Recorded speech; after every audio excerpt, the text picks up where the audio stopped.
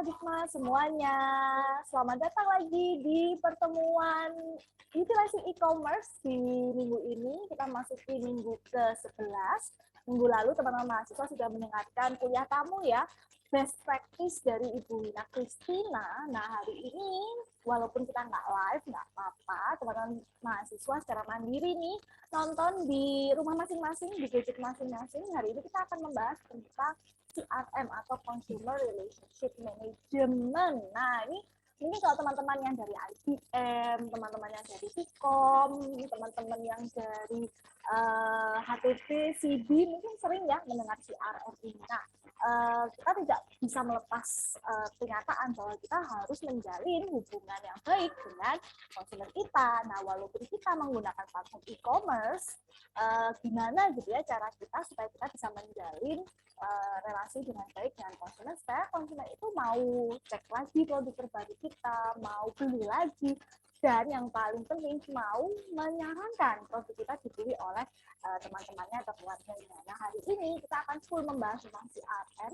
bersama narasumber kita. Wah, ini beliau ini juga salah satu tim dosen dari MKI Digital Marketing. Hari semester ini aja beliau vakum karena memang mendapatkan mandat tugas yang lebih besar gitu ya. Tapi jangan khawatir, beliau masih resmi gitu ya bergabung di klaster Digital Marketing. Nggak lama kita akan perkenalkan langsung Ibu Kartika Tileng dari ISV. Selamat pagi, Bu Kartika. Selamat pagi, Bu Amanda. Selamat Ini pagi, kita Pak Adi. ngomongnya selamat pagi karena kita recordnya pagi ya, Bu. Pagi ya?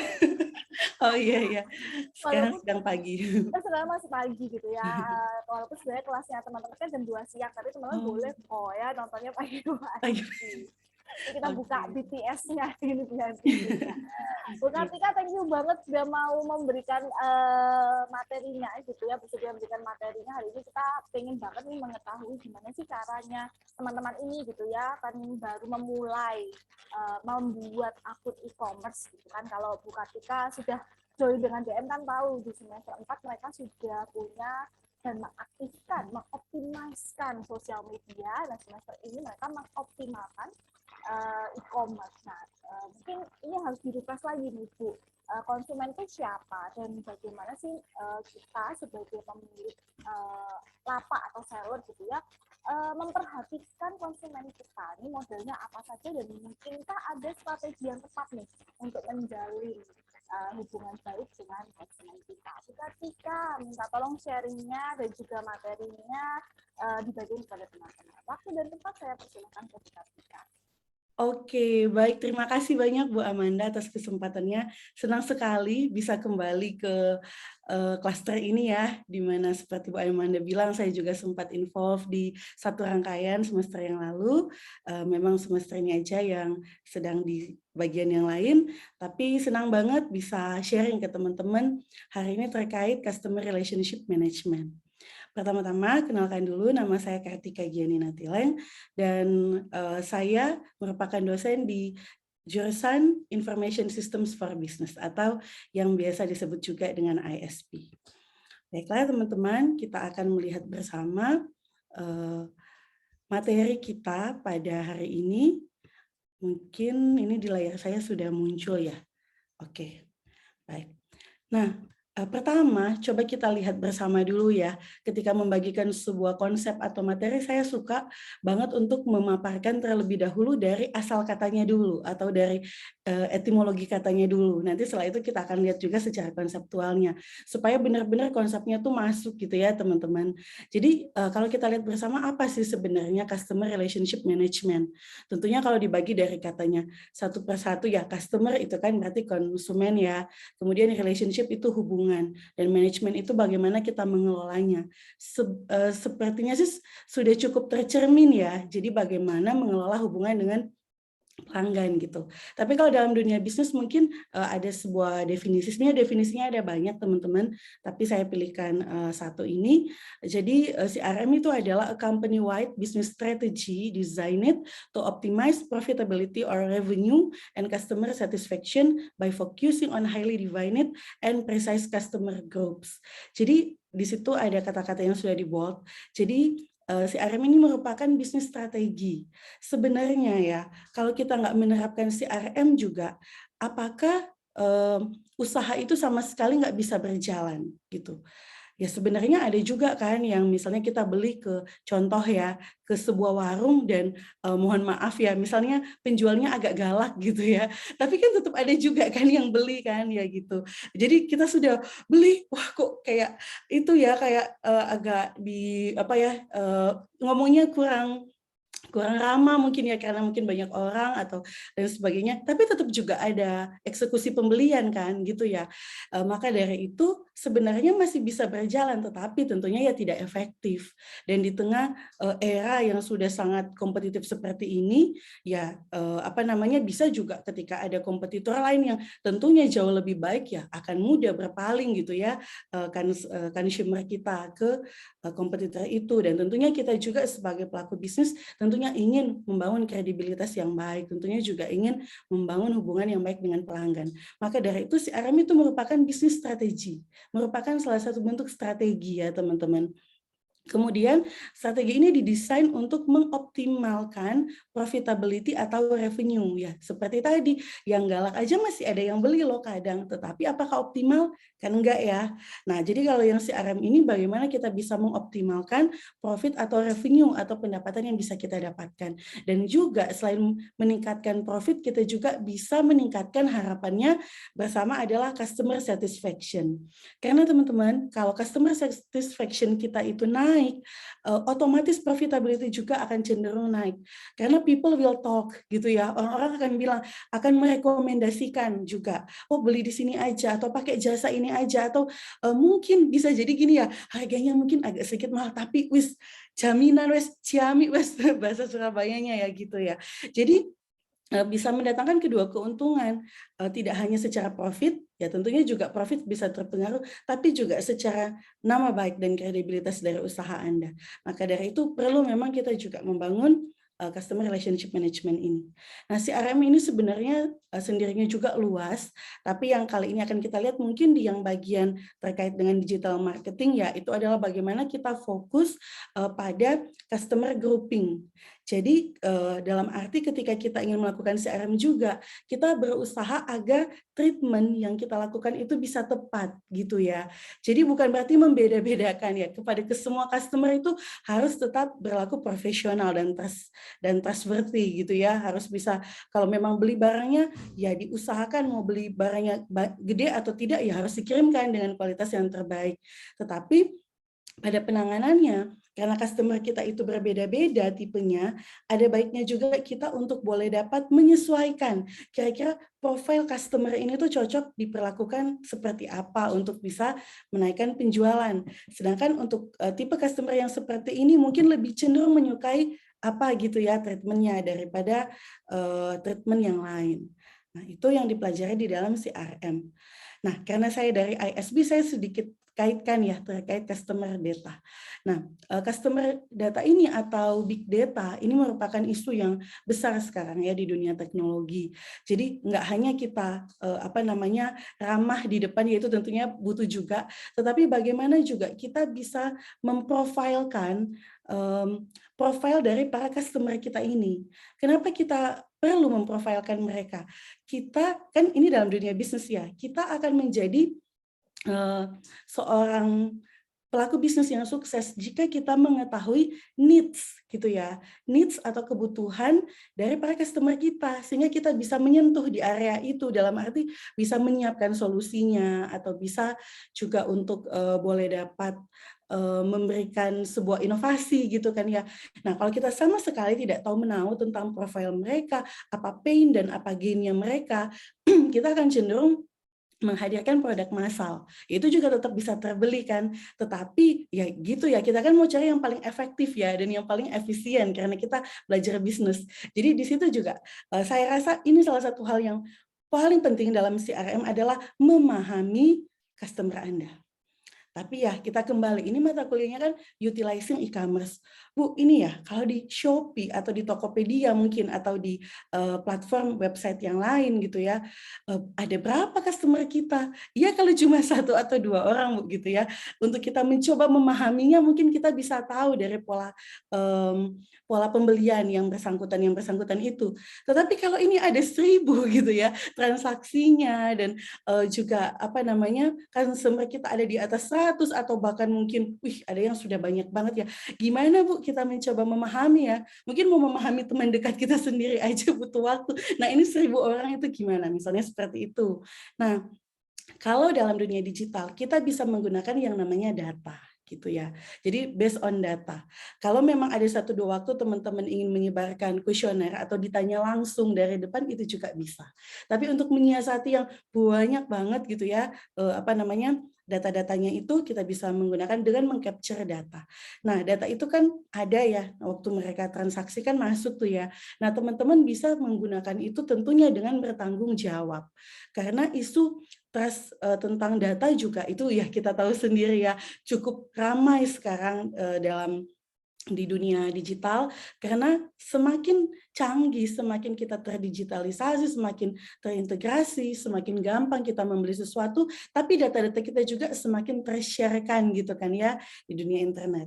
Jadi sebagai pelaku bisnis benar-benar perlakukan data customer Anda dengan baik. Dalam arti Anda boleh kok menggunakan itu untuk kepentingan yang baik dalam arti kan mengelola supaya tahu profilnya seperti apa, supaya saya bisa tahu memberikan treatment. Misalnya mau dikasih diskon ini cocok yang misalnya sudah orang tua yang punya anak, oh berarti cocok di season atau di barang-barang yang terkait parenting gitu ya. Atau ini kan single nih ya, ngapain kita promo stroller gitu kan, baik kurang cocok. Nah kita bisa promokan mungkin misalnya oh wanita single, kita lihat dia pernah beli skincare. Nah mungkin itu ya suka skincare gitu ya, mungkin kayak Bu Amanda gitu kan, suka dana atau gimana ya Bu ya, kan akan lebih seneng ya Bu kalau dapat promo yang terkait itu misalnya skincare atau kosmetik dan sebagainya. Kalau cowok tiba-tiba nggak suka makeup ya tentunya kan cowok kan mungkin sukanya yang lain terus tiba-tiba dapat ini eyeshadow-nya murah loh meskipun itu big deal banget tapi kan agak kurang gimana ya ya mungkin kalau mau dikasih ke pacarnya atau ke pasangannya mungkin bisa tapi kan ya pertama yang kita coba sentuh dulu customer kita langsungnya.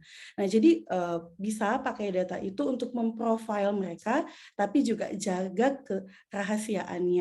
Meskipun, wah Bu nggak apa-apa kan ya, kan juga nggak ada langsung misalnya apa namanya ya, alamat emailnya kan juga bukan langsung nomor teleponnya, tapi tetap nggak kita nggak bisa gitu ya. Itu ada privacy juga, kita nggak bisa langsung men-share-kan apa yang kita rasa, kita nggak apa-apa gitu, tapi orang lain mungkin apa-apa. Jadi perhatikan regulasinya sehingga boleh dapat digunakan dengan baik dan customer pun senang. Saya juga beberapa kali pernah kok dimintain data, saya kasih dengan senang hati, karena data-datanya juga yang diminta normal gitu kan. Kayak waktu dulu di mana ya saya lupa. Jadi mungkin toko buku atau di mana, jadi kayak ada minta nama, kemudian mungkin misalnya ya buku apa yang disukai itu kan normal-normal aja kan gitu. Jadi tergantung juga dengan bisnis yang teman-teman garap misalnya kuliner ditanya suka makan yang pedes atau enggak tuh. Nah, itu juga terkait kok. Biasanya customer yang punya waktu gitu ya, misalnya di mall atau misalnya beli secara online akan nggak apa-apa mengisinya selama juga pertanyaannya relevan ya gitu. Dan setelah mendapatkan itu, meng-capture itu, what's next gitu ya. Nah, mungkin kalau kita masuk dalam dunia data science itu luas sekali, tapi cara simpel yang bisa kita gunakan untuk membantu kita secara cepat, kita bisa membuat visualisasi data dari situ. Anda bayangkan data yang terdiri dari angka-angka dalam tabel-tabel-tabel, itu lebih enak dilihat seperti itu yang bertabel-tabel berhalaman-halaman atau dalam bentuk chart mungkin ya, yang berwarna-warni misal. Nah, kalau menurut saya sih dalam bentuk chart ya, gitu, lebih apa ya, lebih presentable gitu kan. Nah, misalnya seperti ini. Oke, ya ini tentang data mining. Jadi bagaimana juga teman-teman bisa membuat analysis approach gitu ya, yang untuk mengidentifikasi pattern. Sebenarnya buat apa sih kita ngumpulin data itu? Oh, buat kita ketemu polanya. Kalau datanya cuma dikumpulin dan semakin banyak ya, semakin menu-menuin memori storage kita di laptop, buat apa juga? Data itu akan naik levelnya menjadi informasi kalau diolah. Jadi kita identifikasi, setelah diolah menjadi informasi akan lebih naik lagi levelnya kalau kita bisa mendapatkan pola patterns dari situ. Nah, pola-pola yang bisa kita dapatkan seperti apa? Misalnya customer ini di toko saya yang paling banyak barang dibeli itu apa? Misalnya item A. Atau customer saya ini kebanyakan itu ternyata wanita. Misalnya seperti itu. Nah, atau juga pola yang kita bisa dapatkan misalnya di jam berapa pembelian saya tuh paling banyak terjadi atau mungkin di hari apa ya. Kalau lebih detailnya teman-teman akan mempelajari di marketing analytics ya. Tapi kalau di awal-awal ini mungkin bisa dilihat di hari apa, selalu saya tuh full order. Loh, biasanya loh di setiap hari Sabtu misal gitu kan, atau di setiap hari Jumat. Diperhatikan loh teman-teman pola-pola seperti itu. Karena itu kayaknya ya biasa aja, tapi kalau kita mau cermati gitu ya, kalau sebagai misalnya ada seorang data scientist gitu ya, itu sebuah hal yang bisa memberikan pencerahan loh gitu dan membukakan informasi-informasi lainnya. Oh, kok kebanyakan belinya di hari Sabtu. Oh, mungkin berarti customer saya kebanyakan orang yang bekerja weekdays gitu ya. Jadi kebanyakan belinya di Sabtu gitu. Atau mungkin oh kebanyakan malah di Minggu pagi. Nah, mungkin ya orang yang bekerja secara lebih fleksibel waktu jam kantornya gitu ya, tidak terikat langsung.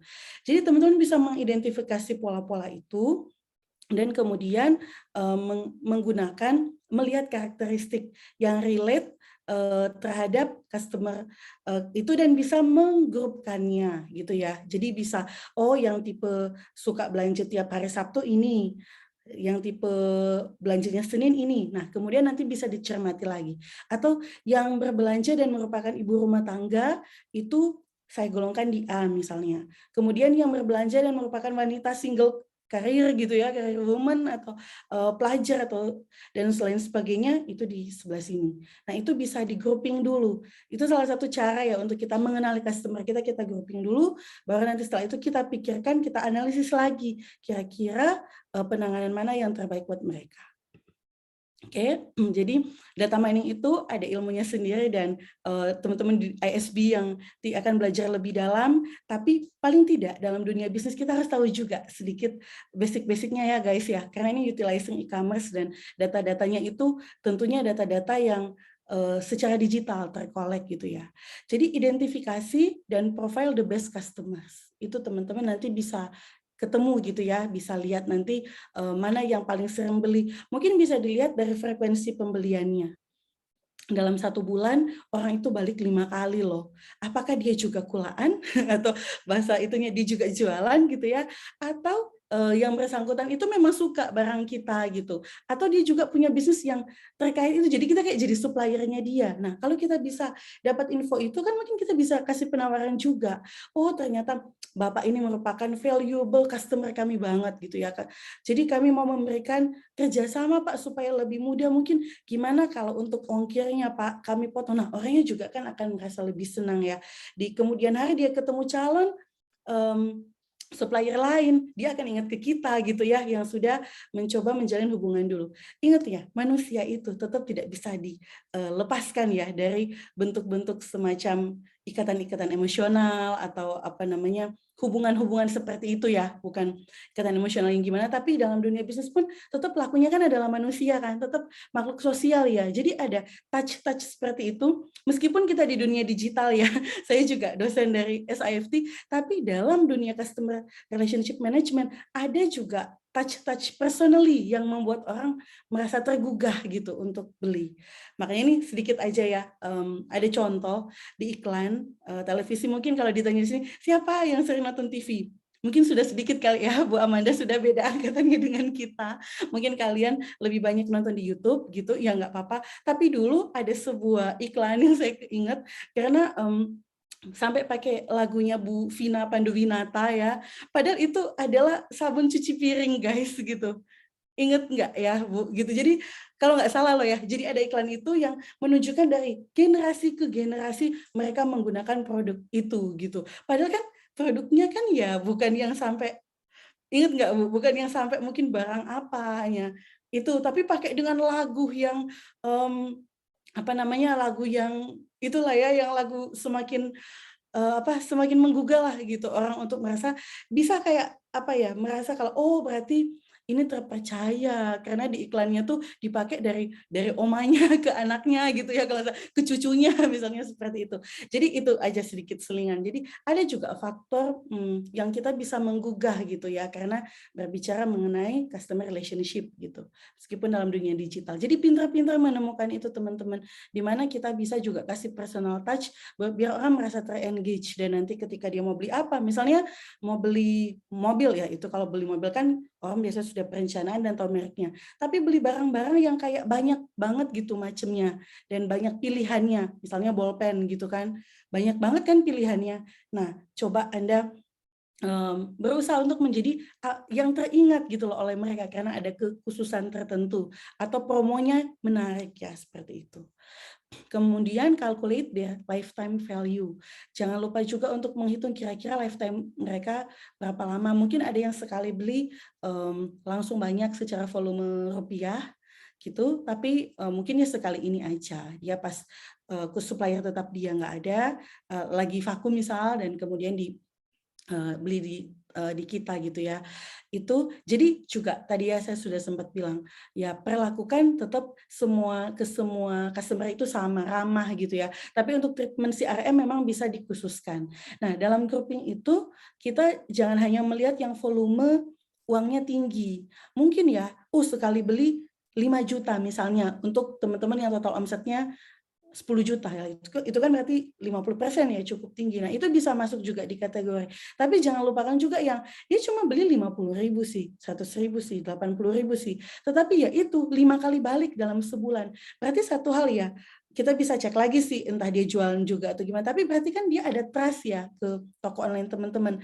Jadi jangan dilupakan juga, jangan cuma semata-mata tertuju pada volume uang yang tertinggi ya, tapi juga pada frekuensinya, itu juga dihargai gitu, dan di apa ya, diopeni, maksudnya juga dipelihara seperti itu. Nanti kita juga akan melihat contoh, ada chattingan gitu ya sebentar nanti di Shopee. Kemudian kita juga bisa predict purchasing behavior. Kita bisa memperhitungkan kira-kira ya, kalau tahun lalu pembeliannya tuh banyak di akhir tahun. Misalnya kan akhir tahun musim liburan, atau orang-orang juga mungkin ada yang dapat bonusan-bonusan atau hasil tabungan selama 1 tahun, mulai ada yang mungkin mau dipakai jalan-jalan dan lain sebagainya. Jadi kita bisa mempredik dari pola-pola sebelumnya. Berarti tahun ini aku harus menyiapkan lot barang yang lebih banyak lagi gitu. Karena kalau dalam perhitungan di operation management, ketika ada customer mau beli barang kita dan habis, itu tergolong kerugian loh teman-teman.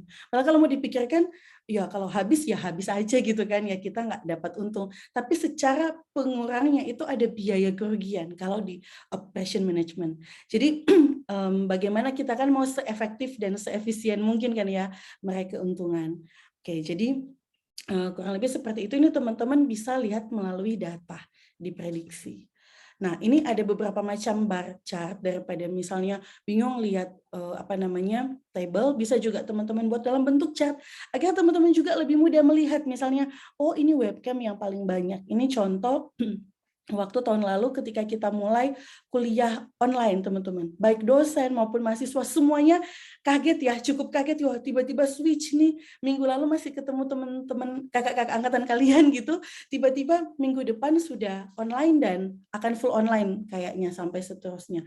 Nah, tiba-tiba suddenly electronics ini tuh naik gitu pembeliannya. Nah, dari situ kan kita bisa lihat, oh ini kayaknya webcam nih yang paling banyak beli, karena kalau laptop mayoritas sebelum pandemi pun anak-anak udah punya kan gitu. Nah, berarti webcamnya ini mungkin saya bisa kasih promo lebih lagi, atau saya masuk ke iklan Instagram gitu untuk webcam ini. Jalurnya ke situ ya, jualannya tetap semua, tetapi yang saya taruh di laman yang biasa untuk iklan Instagram itu saya pilih yang webcam, misalnya seperti itu. Atau kalau untuk data-data yang terkait time series, teman-teman juga bisa buat dalam bentuk line chart ya, kalau terkait waktu. Itu lebih memudahkan, karena ada kayak semacam fluktuasinya. Oke, ini beberapa contoh visualisasi data yang mudah aja atau dalam bentuk bar chart. Biasanya yang terkandung dalam 100% seperti itu ya, itu bisa di bar chart-kan. Jadi misalnya ini komponennya 50, 45. Kita ingin mengetahui paling banyak gender yang membeli di tempat kita berapa orang sih. Nah, bisa kita juga visualkan dulu. Oke, jadi itu tentang data. Oke. Kemudian ya ini jangan lupa juga kita membuat customer segmentation ya agar bisa lebih mudah mengenali, bukan untuk membedakan tapi justru untuk memberikan sedapatnya treatment yang terbaik gitu ya buat mereka. Oke, the process of breaking large groups of customers into smaller, more homogeneous groups gitu ya, ke yang lebih smaller. Jadi proses membentuk dari yang grup besar menjadi grup yang lebih kecil dan lebih homogen dalam arti untuk bisa kita berikan suatu treatment yang tepat sesuai karakteristiknya. Nah, kemudian teman-teman, kalau tadi terkait data, terkait bagian belakang gitu ya, front end, kita juga bisa melakukan via tadi terkait back end, ini sekarang kita juga bisa melakukan terkait di front end. Nah, kita bisa melakukan campaign management. Campaign management ini bukan terkait dengan unsur politik apapun ya, katanya campaign gitu kan. Tetapi campaign management ini merupakan program yang bisa kita lakukan ke appropriate customer segment.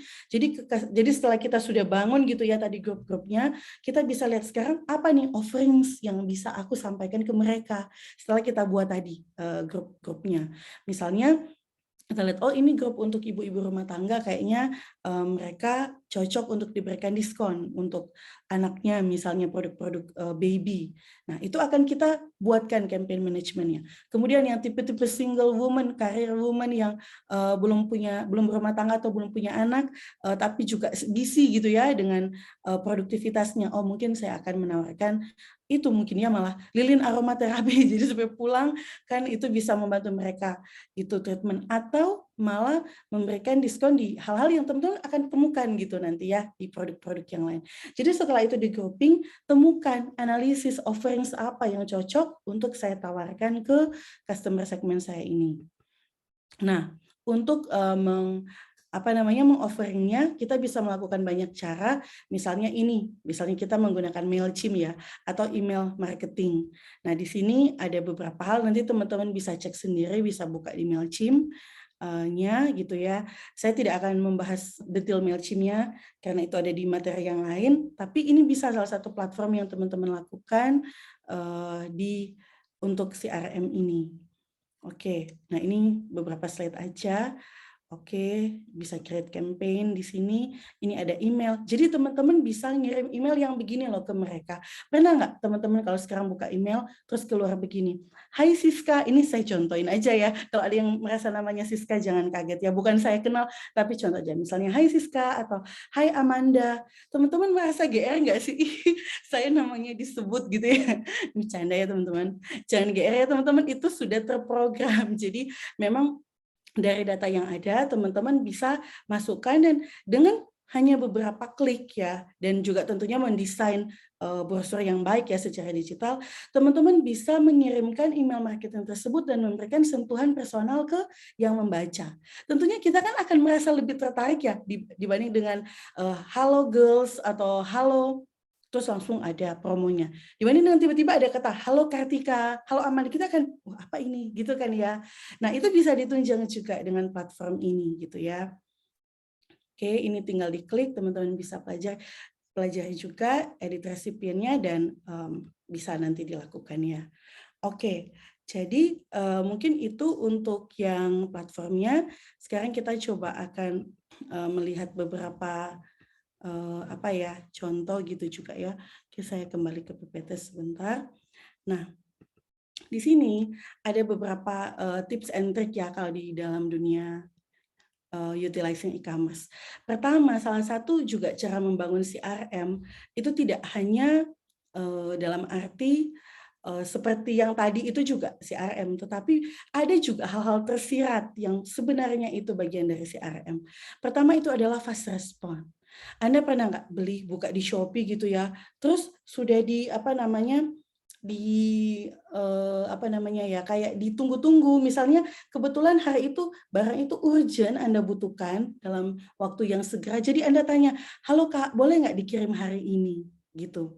Nah, kemudian Anda tunggu, Anda chatting-nya pagi sampai malam belum dibalas. Kira-kira gimana? Apakah Anda akan menunggu itu terus atau mencari juga toko yang lain? Ini posisinya urgent. Ya kemungkinan customer akan mencari itu ya, akan mencari yang lain gitu ya. Jadi akan lebih cepat untuk apa namanya, akan mencari juga apa namanya ya, toko yang lain karena kan butuh banget misalnya waktu itu. Nah, kemudian kalau misalnya Anda tiba-tiba dapat balasan, "Oh, ada dan bisa." Nah, itu tentunya akan membuat lebih senang. Tapi kalaupun misalnya, "Oh, habis Kak, mohon maaf ya." Mungkin ada produk yang ini yang lebih baik yang disarankan mereka. Itu akan much better gitu kan. Paling tidak ada fast respon dan bahkan ada rekomendasi. Jadi kalau habis juga teman-teman dan teman-teman ternyata masih bisa mengusahakan, coba juga ditawarkan. "Mungkinkah Bapak Ibu mau yang ini atau itu?" gitu ya. Nah, ini coba saya share, saya juga kebetulan itu ya shoppers ya, maksudnya itu sebutan untuk shoppiers gitu. Nah, untuk yang suka beli di Shopee, di sini tadi coba saya buka dulu, akun saya yang saya buka ya baru 11 teman-teman, siapa yang habis beli-beli. Oke, mungkin ini saya login dulu sebentar. Jadi di sini juga Bu Kartika sempat gitu kan, apa namanya, mengikuti, melihatlah gitu Shopee-nya. Kemudian saya sempat menge-chat gitu kan. Oke, menge-chat. Ini contoh ya, saya buka aja ya. Misalnya ini contoh kelihatan nggak? Jadi saya tuh tanya gitu kan, ada produknya, "Halo bisa dikirim hari ini?" Cuma nanya aja sih, "Halo Kak selamat datang."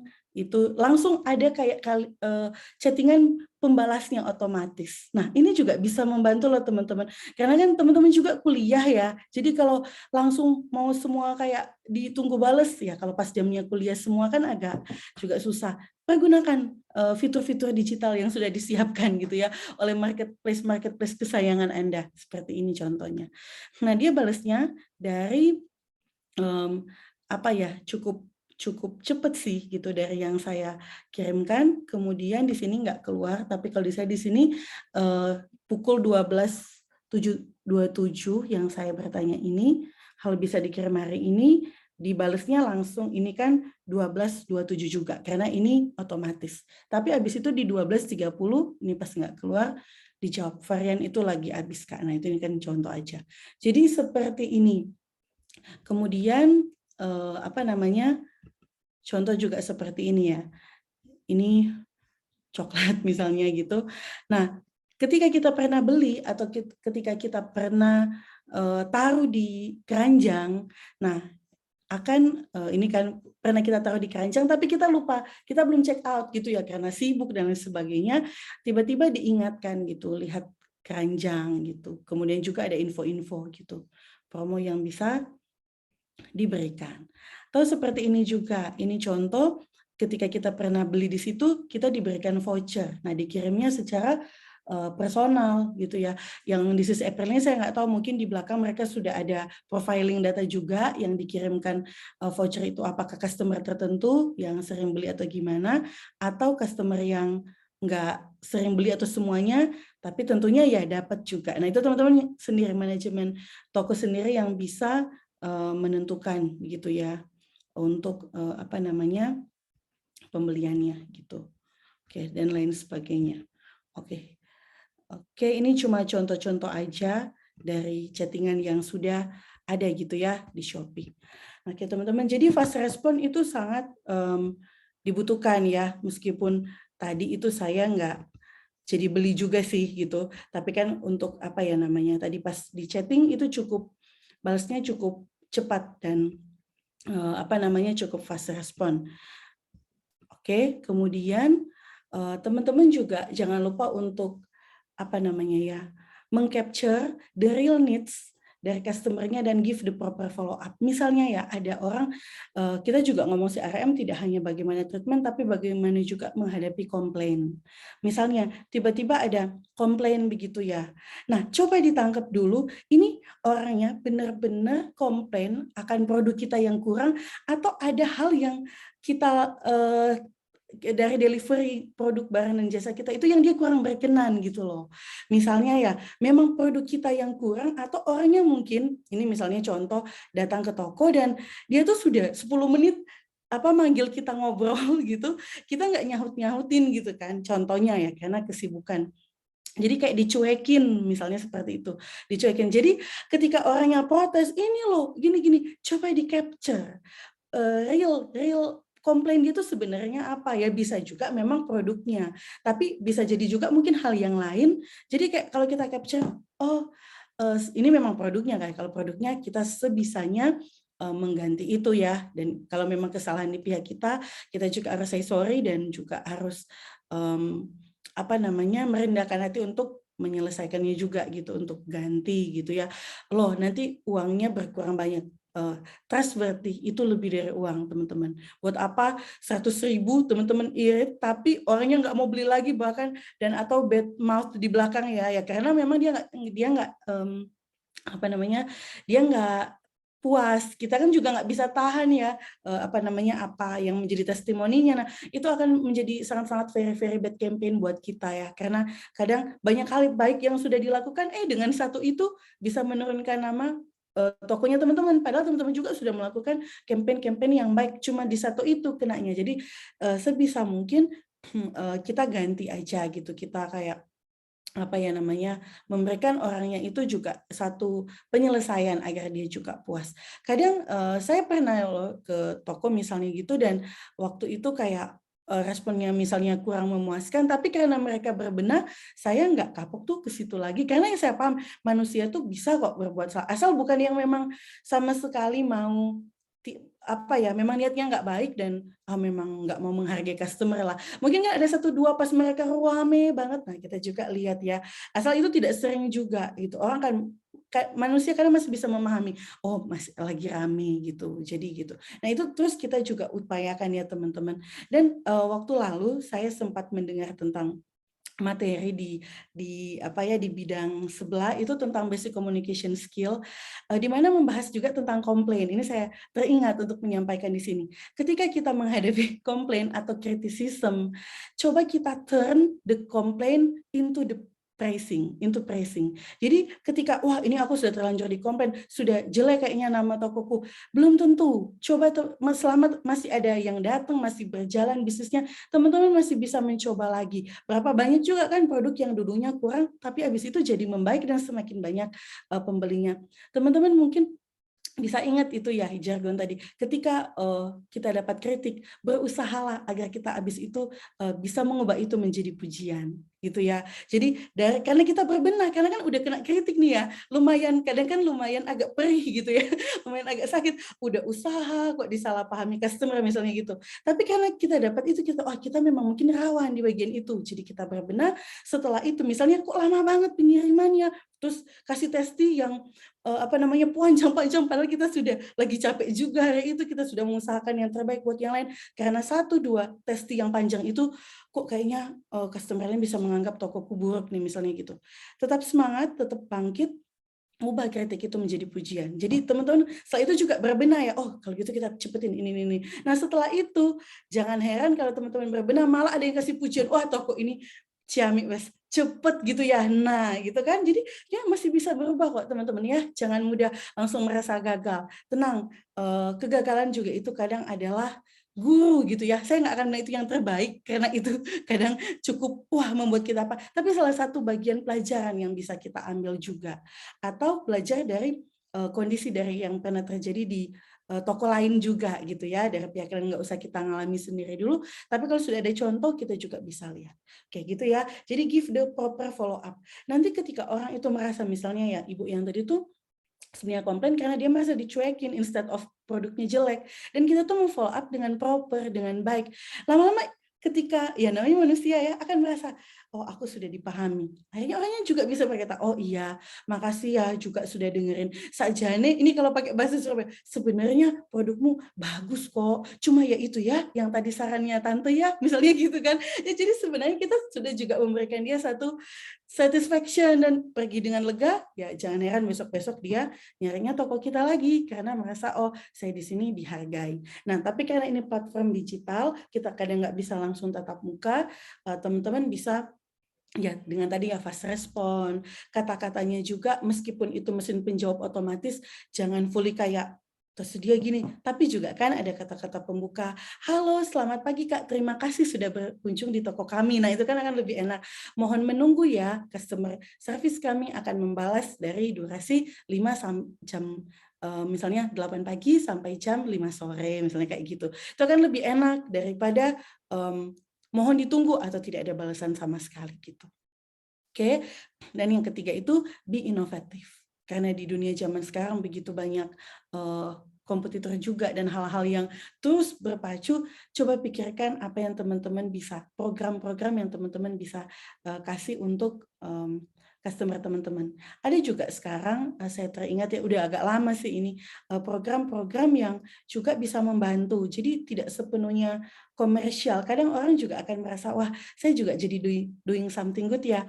Misalnya program donasi dengan membeli ini bisa membantu anak-anak yang ada di daerah ini gitu ya, sebanyak mungkin nggak banyak tapi misalnya menyumbang Rp1.000 untuk setiap pembelian kelipatan ini. Nah, itu teman-teman bisa juga pikirkan, bisa yang donasi, tapi kalau memang itu dibuat ya harus benar-benar disalurkan juga ya, gitu. Dan juga atau inovasi yang lain, misalnya teman-teman adakan sekali 2 kali, kan sekarang ada zamannya live kan, ada zamannya live, bisa juga adakan mungkin live music 1 jam gitu di Shopee gitu, kemudian setelah itu baru promonya. Jadi jangan juga selalu harus langsung hard selling, coba juga soft selling ya, pelan-pelan dihadiahkan, dipelajari profilnya, oh kebanyakan anak-anak muda, hadirkan penyanyi, baru habis itu ya jualan lagi. Oke. Nah, yang terakhir-terakhir nih, ingat selalu, jangan lupa ya, ini ada di dunia psikologi ini ada yang namanya Maslow hierarchy of needs ya. Kalau customer itu juga manusia ya, seperti yang tadi saya bilang, meskipun platformnya digital, semua juga akan terkait people to people sebenarnya. Jadi jangan lupakan bahwa manusia ini punya basic needs ya, seperti self actualization needs gitu. Kadang ada orang komplain, kita tahu kok bukan sepenuhnya kita yang salah, tapi dia tuh butuh cerita gitu ya, butuh ngomong. Oh ya udah coba didengerin dulu. Nanti setelah itu ditenangkan atau dikasih yang lain. Atau ada yang lain memang sangat-sangat tidak puas dengan produk kita. Nah, untuk juga bisa mendatangkan respect kita juga ya, berusaha menjembatani, mengganti dan lain sebagainya. Kemudian ada esteem needs, social needs, safety needs, dan psychological needs gitu ya. Jadi jangan lupakan ini juga, saya kayak pikir diselipin ini juga lah gitu ya. Oke. Dan terakhir intinya di dalam CRM ini tujuan kita juga jangan lupa ya 3 hal ini kalau dirangkum di dalam 3 kata ini itu adalah add, retain, and increase. Tujuannya juga kita rencananya pas akhirnya itu bisa dapat menambah pelanggan baru, makanya dari sebelum itu kita juga harus memperkuat kapasitas ya. Misalnya stoknya baru 5-10 tapi pengen punya pelanggan 20 kan ya, nggak mungkin ya, stoknya juga berarti harus diperbanyak biar tidak ada biaya itu tadi ya, kerugian saat diminta persediaannya nggak ada. Kemudian jangan lupa juga ketika dapat yang baru, jangan membuang yang lama atau melupakan yang lama, itu juga sangat tidak boleh ya. Untuk mempertahankan pelanggan yang lama atau yang baru dan juga harapannya nanti bisa menaikkan gitu ya volume pembeliannya kepada perusahaan. Add, retain, and increase. Oke, mungkin itu yang bisa saya sampaikan. Terima kasih banyak atas kesempatannya. Saya kembalikan kepada Bu Amanda.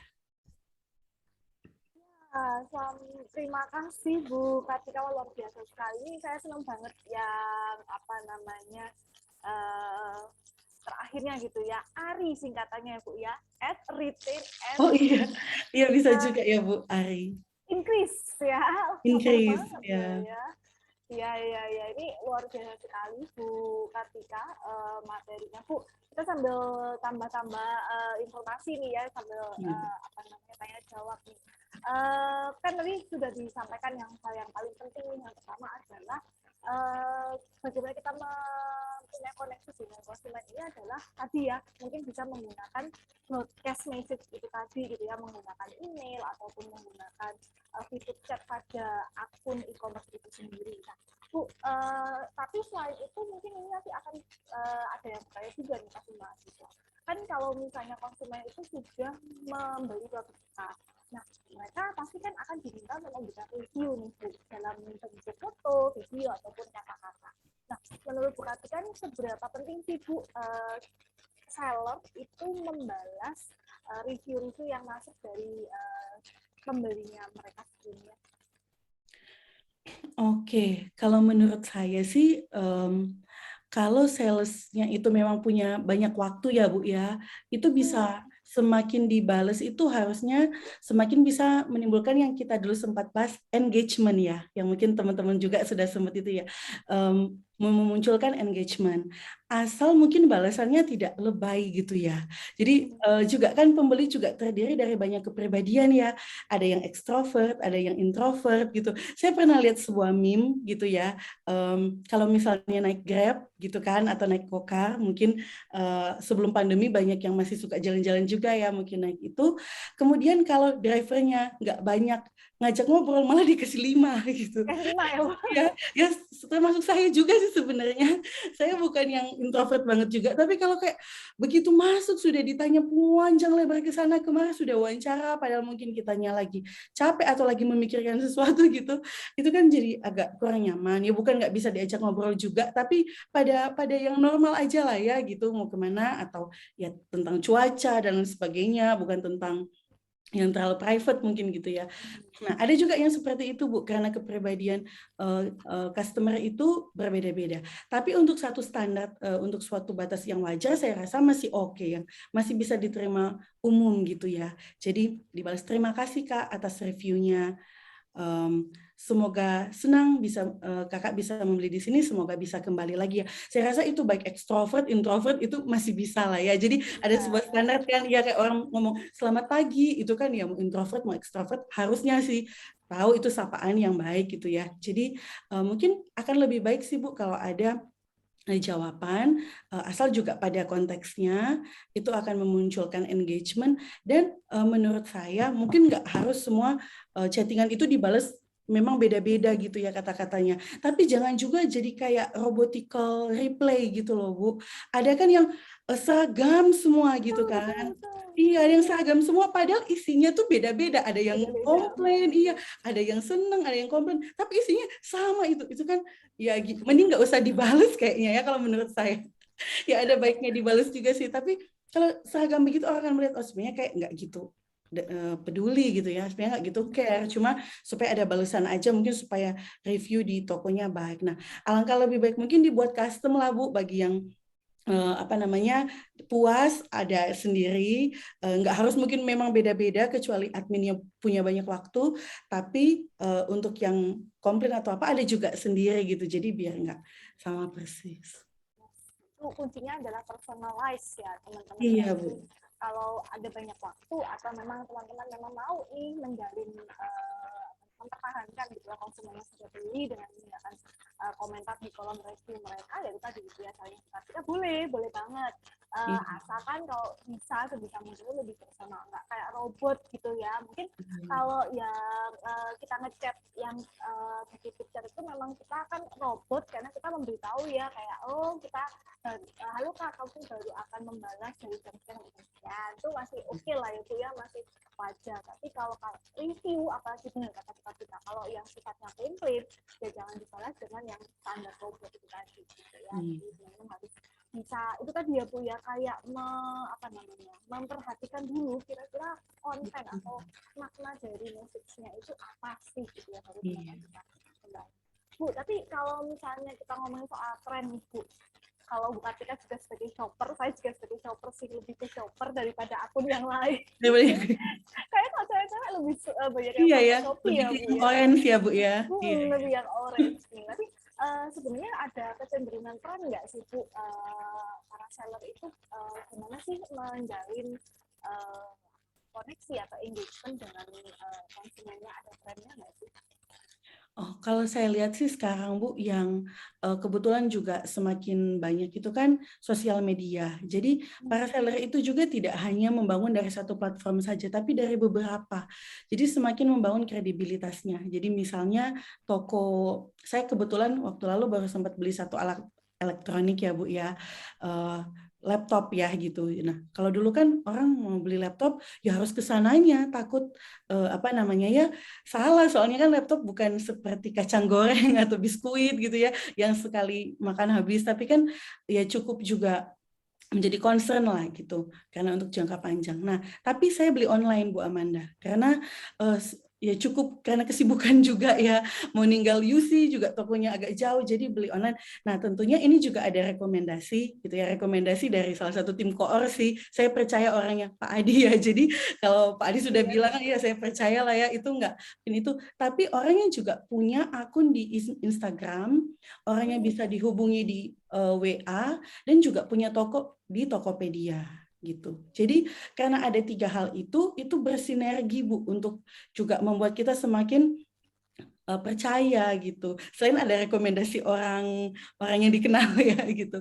Jadi pas saya lihat kan, lihat-lihat gitu, oh oke, kayaknya saya beli online aja deh. Sudah gitu saya lihat di Instagram, orang memberikan, dia memberikan juga kayak Instagramnya juga terisi dengan baik. Nah teman-teman kan juga sudah dapat ya dioptimasiin sosial media ya, Iya, gimana iya, betul. Instagram ya Bu ya. Misalnya kan ada bagian bionya, ada itu tuh diisi teman-teman. Terus jangan cuma satu barangnya tuh difoto aja sudah, tapi juga lampirkan testimoni-testimoni, misalnya ada yang beli dan puas gitu ya. Kemudian buat brosur digital yang oke juga. Oh, tapi kalau saya nggak bisa desain gimana? Tenang, sudah ada Canva sekarang gitu kan, bisa dibantu Canva, atau memang kalau teman-teman mau yang profesional, misalnya omsetnya sudah tinggi sekali, dan itu juga bisa mempekerjakan orang lain kan yang di bidangnya gitu ya. Jadi trennya sekarang memang sudah digital, sibuk sosial media, dan lain-lain itu saling bersinergi lah untuk membangun itu. Terus juga mungkin satu hal ya Bu, ya jangan lupa juga keyword Bu, keyword. Ya, di keywordnya itu atau di hashtagnya itu tolong dikasih yang sesuai gitu. Jadi jangan jualan puding tapi hashtagnya nama artis, kadang saya bingung gitu ya Bu, bukan jualan puding tapi kayak kok nggak ada keterkaitan, apa namanya ya, jualnya celana tapi hashtagnya itu gitu, kayak misalnya tidak terkait sama sekali. Mungkin sih memang untuk supaya mesin pencari semakin lebih gampang menemukan. Ya mungkin untuk short term orang bisa menemukan, tapi untuk membangun kredibilitas long term itu kok agak, mohon maaf ya, itu kok agak kayaknya kurang ya Bu ya, kita ngelihat sesuatu yang tidak relevan gitu loh. Fotonya apa, hashtagnya apa. Jadi teman-teman jangan lupa juga menaruhkan hashtag yang baik, keyword yang baik. Karena misalnya begini, kita masuk ke Shopee Bu, saya mau beli, saya apa ya Bu ya, saya mau beli misalnya, contohnya saya mau beli kecap lah ya, contoh. Nah, kecap itu kan banyak banget tuh Bu pasti ya, yang jual baik di Tokped, Shopee, atau Lazada dan lain-lain. Nah, tentunya ketika kita akan cari kecap yang akan keluar di halaman pertama itu, selain tokonya yang juga memang sudah bagus bintang-bintangnya, ya bisa juga. Jadi kalau misalnya sama semua nih, kebetulan nggak ada satu toko yang menonjol, misalnya ya Bu, ya posisinya kayak gitu. Nah, yang akan lebih cepat keluarkan tentu yang ada keywordnya, yang ada hashtagnya. Jadi jangan lupa juga teman-teman menaruhkan keyword dan hashtag yang sesuai gitu ya. Yang menarik boleh nggak apa-apa, asal juga masih relevan gitu, dan orang yang baca tidak, ih kok gini ya gitu ya, masih yang bisa masuk gitu.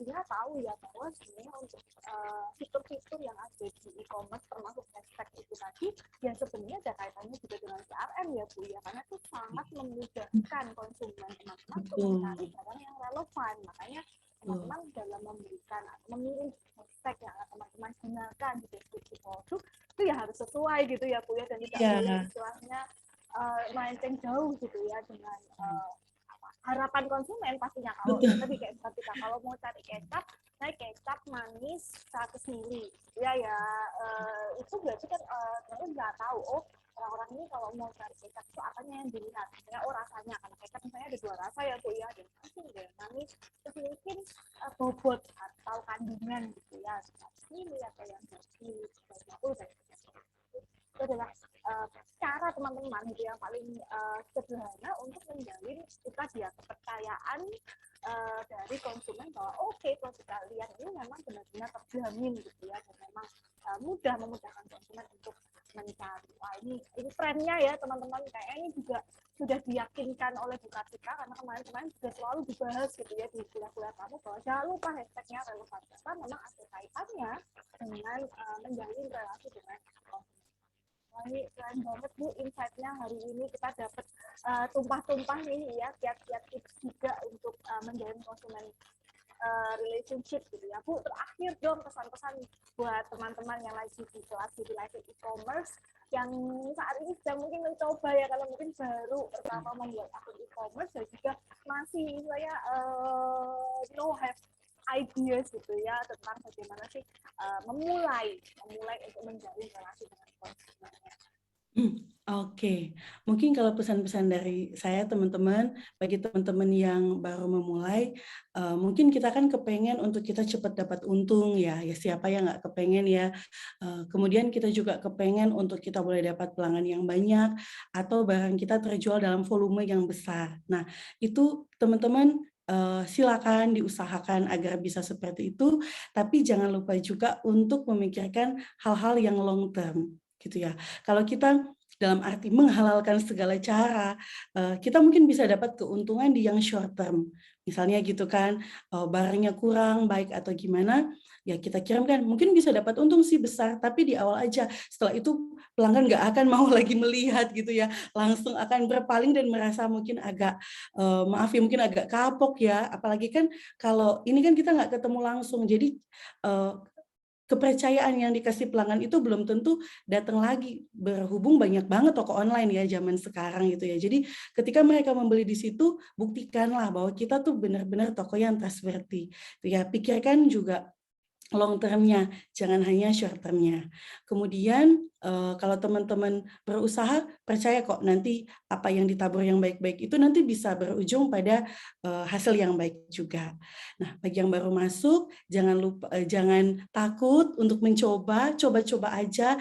Zaman sekarang ya Bu Amanda, tanpa modal pun ini ibaratnya ya modalnya paling internet ya dan beberapa device ya, tapi ibaratnya tanpa modal pun Anda sudah bisa langsung jadi penjual kan, jadi dropshipper atau apapun bisa.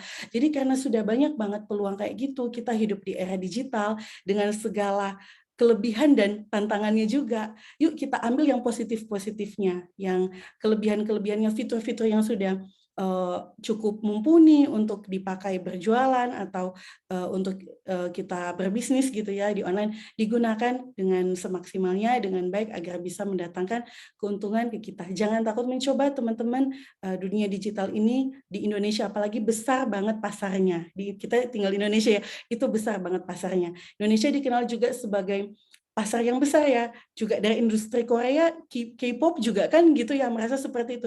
Indonesia pasar yang besar. Jangan kita hilang di negara, lost pasar di negara kita sendiri ya. Sebelum dari luar juga masuk, kita ayo kita juga mau apa ya namanya, bisa berkiprah lah gitu di tanah air, dan so jangan takut mencoba. Itu aja Bu Amanda mungkin dari saya. Terima kasih banyak Takut untuk teman-teman. mencoba. Terima kasih Bu Tatika. Wah, ini quotes terakhir ini menutup perjumpaan kita di materi kita di minggu ke-11 ini tentang customer management. Terima kasih Bu Tatika atas Sama-sama, dan Binan infonya. Anes. Jangan bosen-bosen ya kalau misalnya kita mintain lagi. Enggak, Yang Bu. jelas pasti teman-teman yang beruntung untuk masuk ke digital marketing semester depan ini pasti akan ketemu dengan Bu Tatika. Iya. Thank you Bu. Teman-teman Sama-sama Bu untuk Amanda. thank you Bu. Teman-teman untuk instruksi tugas di minggu ke-11 silakan teman-teman langsung aja cek di e-learn supaya bisa mendapatkan presensi di minggu ke-11. Kita cuma beberapa video jadi pasti akan video.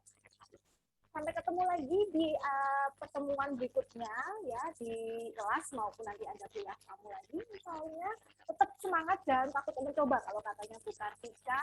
Jangan lupa untuk melaksanakan 30 days training e-commerce kalian bisa dimulai dari sekarang sampai dengan 30 acara yang lainnya, pertemuan yang lainnya. Salam sehat selalu dan salam entrepreneur. Salam entrepreneur.